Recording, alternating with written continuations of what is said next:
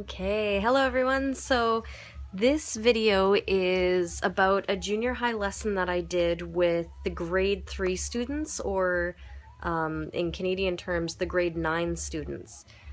This was basically their first English class of the year because in April it's the beginning of the school year. So at first I was only going to do a small activity because the teacher had asked, oh, can you make a 10-minute activity? And then the day of, she was like, oh, by the way, can you teach the whole class?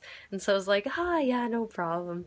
So I will show you what I did with the grade 3 students, or the grade 9 students. So first of all, I wanted to show them what I did during the spring vacation. So spring vacation means between the school year, because school ends in March and then it begins in April. So in the week that I had off, this is what I did. And so I put this onto a CD and I popped it onto the TV in the classroom. So this is the slideshow. So I went on a road trip and I went to Fukui Prefecture, where I went to go see the big Buddha. There's a giant Buddha. And I also went to the dinosaur museum, which was really cool. And then here's some pictures of dinosaurs. And this one looks like a moose, which is an animal in Canada. And here I have a picture with the dinosaur. I told the kids it is very cute dinosaur. And okay, so then I said after we came back to Kyoto, we saw Batman versus Superman. And I asked the students, I asked the class, so who here has seen Batman versus Superman the movie? And in not a lot of kids saw it, but I would ask, okay, so who do you like? Do you like Batman? Do you like Superman or do you like Batman? And then they would tell me or whatever, and I'd be like, do you like Wonder Woman? And be like, yeah. So I showed that, and then so this is actually my teacher's sister, and she put, this is her kimono school, and she put a kimono on me, and then we actually had a hanami party, so we went outside wearing our beautiful kimonos, and got lots of pictures, and I took pictures with the cherry blossoms, and this was our traditional Japanese food that we ate, and I took many pictures of the sakura in Kyoto because I absolutely love sakura blossoms. That's what I told my kids. Whoops, sorry. And I took a selfie with the sakura, and I went to a kimono shop and I bought a furisode kimono, and I took pictures with the cherry blossoms. And then I told the kids I went to a Maiko studio where they did my makeup and they did my hair, and I got to walk around Gion dressed like a Maiko. And so I've got some pictures here that I showed them from that. And then then there's that one for fun. And then I said we took the train out to Nara, where we fed the deer. So during the class presentation I would take more time explaining each picture, but just for now, just showing you guys what I put in here. So the deer was very friendly. And then after we went to Osaka. This is Osaka Castle. We took many pictures. I love shopping in Osaka. Osaka shopping is #1. And we saw the Glico Man. He is very cool. And we found a Canadian restaurant, a Canadian pub that has poutine. So we ate poutine. And at the very end, we had a hanami party, small hanami party, with other Kyoto ALTs. And they were very interested in seeing the other ALTs, so that was kind of nice. And finished. Okay, so that's my PowerPoint about my spring vacation. So that would take maybe about 10 minutes to talk with the students about. And then immediately after that, I wanted to have kind of like an easygoing fun activity to do.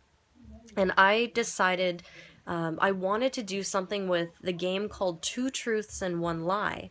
And that's where a person will say 3 sentences, and one of them is the lie, but you don't know, and you have to figure out which one is the lie. So for example, I like pizza, I like yogurt, I can play guitar. And it's like, which one is the lie? Well, it's I like yogurt. That's the lie, right? So I figured, okay, how can we use this in a classroom so that everybody gets a chance to talk, right? So, first of all, I wrote it, or I drew it on my little board here. So first of all, the students made groups of 5. So 5 people, or sorry, 5 members to one group. 5 people, one group. And in total, we had about 5 groups or 6 groups. And each student has a green card and a red card. So what we did basically, okay, so each group would choose one student to say a lie, and each student would, or each member would say one sentence. So I like pizza, I like soccer, I can play piano, just like whichever sentence they choose. And then one student would be lying, but the other groups don't know. So when everyone was finished, they had their sentences. I would tell, okay, group 1, please stand up. So they'd stand up and all the other groups would be listening. This person would say their sentence, this person would say their sentence, this person says, this person says, this person says. And then after, I would say, okay, is it this, or this student, is it true or a lie? And so group 2, 3, 4, and 5, the other groups would, every student would pull up a card guessing if it was a true or a lie. And in the end, when I'd go through all the students, I would ask that group to reveal, okay, so who was lying? Or sorry, who was lying? Who was the liar? And then they would raise their hand, and then usually the other groups would just kind of gasp. It'd be like, oh, I didn't know that, right? So they actually learned quite a lot about each other. But at the same time, it was very easy to use English to their discretion. They could be as complex as they want. And it's a really fun game to get to know each other, too. One girl in particular, she was like, I like cake, and that was the lie. She doesn't like cake. And so when she said that, all the other students were like, what? So it ended up being really good. So after group 1 was done, they would sit down, and then group 2 would stand up, and they would repeat. So each student would say their sentence, and the other groups had to guess who was the liar. And we did this all the way through at least once, and then by that time it was the end of class. We gave students about 5 minutes to prepare their sentence and to talk to each other about, like, to choose who was gonna lie. So yeah. Anyways, it ended up being a pretty decent class, and the kids seemed really comfortable with that activity. It was really great, and yeah, so that's basically all we did for that class. So thank you very much for watching, and we'll see you next time. Bye!